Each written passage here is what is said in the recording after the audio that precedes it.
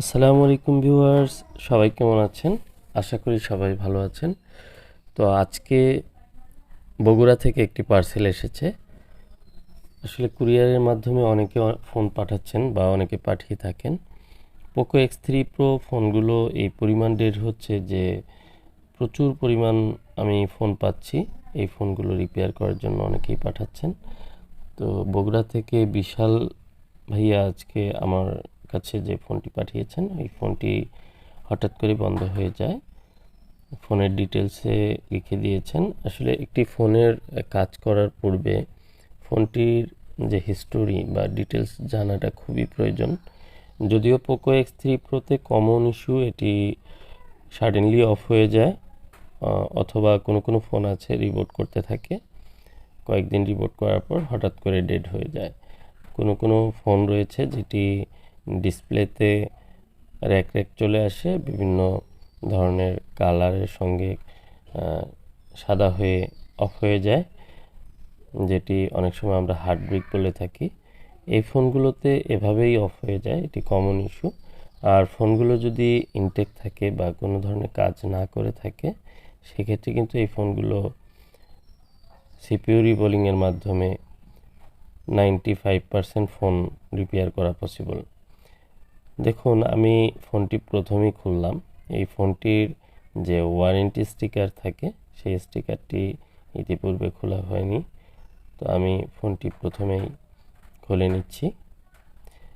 তো একটি ফোন যখন ইনটেক থাকে বা কোনো কাজ করা না হয়, সেই ফোনটিতে কাজ করে সফলতা অর্জনের সম্ভাবনা অনেক বেশি থাকে।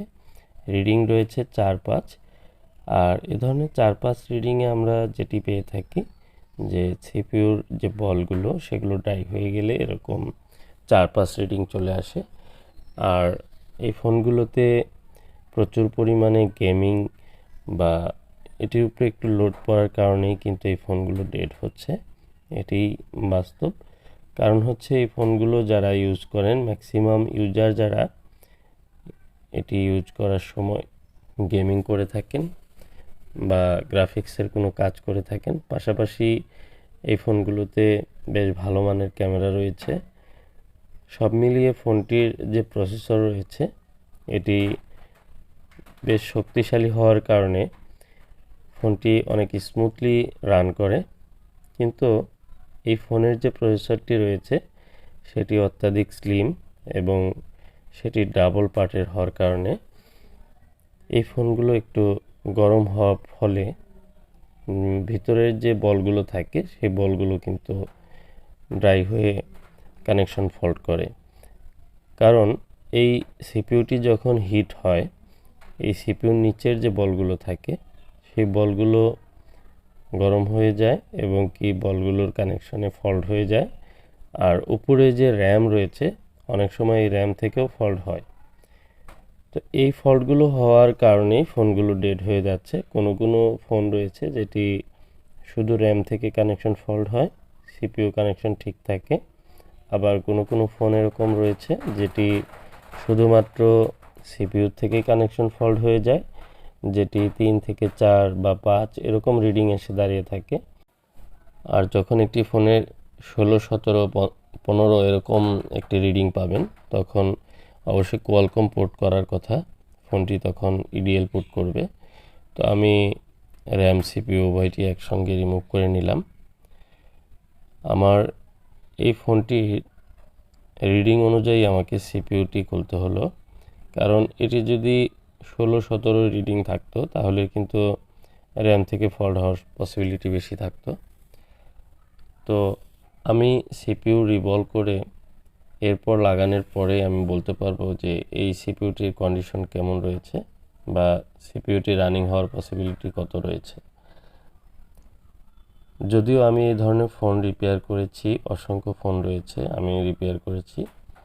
50টিরও উপরে আমার ভিডিও রয়েছে আমার চ্যানেলে, শুধুমাত্র পোকো X3 Pro। আর প্রায় 200-র মতো ভিডিও হবে আমার টোটাল ভিডিও। এখানে 90% ভিডিও রয়েছে যেগুলো সিপিইউর উপরে করা। সিপিইউর কাজগুলো নিয়ে আমি বেশি কাজ করে থাকি, যে কারণে আপনাদের সঙ্গে সিপিইউর কাজগুলোই শেয়ার করা হচ্ছে বেশি।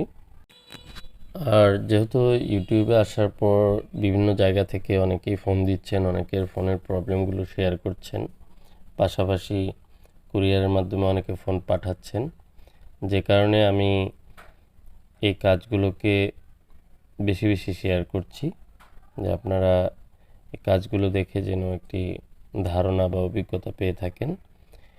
আর পোকো X3 Pro ফোনটির ডেড রিপেয়ারের ব্যাপারে আমার অনেক কাজ রয়েছে। সেখানে পোকো X3 Pro নামে একটি প্লেলিস্ট রয়েছে আমার চ্যানেলে, সেখান থেকে আপনারা পোকো X3 Proর কাজগুলো দেখতে পারেন।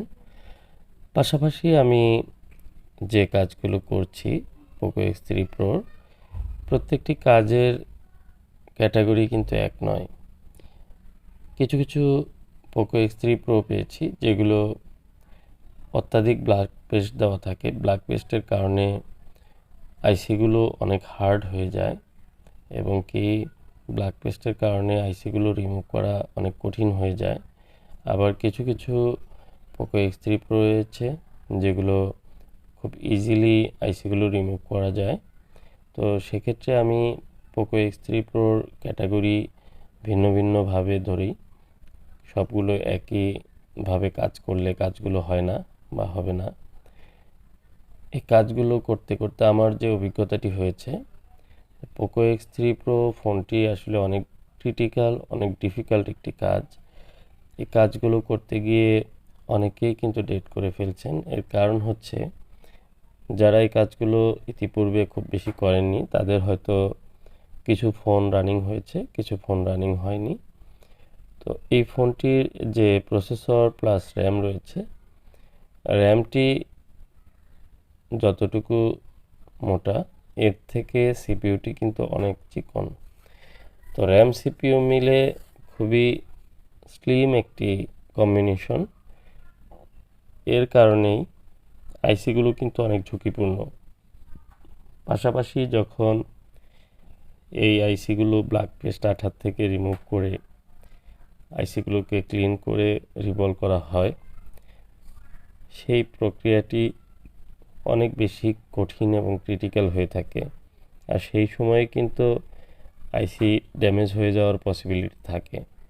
অনেকেই আমাকে ফোন দিয়ে থাকেন বা এসএমএস করে থাকেন যে ফোনগুলো সিপিইউ ড্যামেজ হয়ে গেছে, সিপিইউ চেঞ্জ করতে হবে। তো এগুলো কিন্তু এখনও বাজারে অ্যাভেলেবেল সিপিইউ আসেনি। নতুন সিপিইউ আসলে সেক্ষেত্রে হয়তো ফোনগুলো রানিং করা সম্ভব হবে। আর যদি নতুন সিপিইউ না পাওয়া যায়, তাহলে কিন্তু ফোনগুলোতে পুরাতন কোনো মাদারবোর্ড থেকে যদি ফ্ল্যাশার আইসি এবং সিপিইউ একসঙ্গে রিপ্লেস করা যায়, তাহলে কিন্তু এই ফোনগুলো রান হওয়ার সম্ভাবনা রয়েছে। আর সেটিও কিন্তু অ্যাভেলেবেল নয়, যে কারণে যে ফোনগুলো ডেড হয়ে যাচ্ছে সেই ফোনগুলো আপাতত কোনো সলিউশন পাওয়া যাচ্ছে না। তো এরপরেও আমি অনেক আশাবাদী, কারণ আমি অসংখ্য ফোন রিপেয়ার করেছি, যেগুলো আপনাদের সাথে শেয়ারও করেছি। তো এই ফোনগুলো আমার কাছে রিপেয়ার হচ্ছে আলহামদুলিল্লাহ। দেখুন, আমি কথায় কথায় আমার ফোন কিন্তু রানিং করে ফেলেছি। তো এই ফোনগুলো আমি রিপেয়ার করে যাচ্ছি, এরপরেও কিছু কিছু ফোন কিন্তু রিপেয়ার হয় না। তো আজকের মতো এ পর্যন্তই। সবাই ভালো থাকবেন, সুস্থ থাকবেন। আসসালামু আলাইকুম ওয়া রাহমাতুল্লাহ।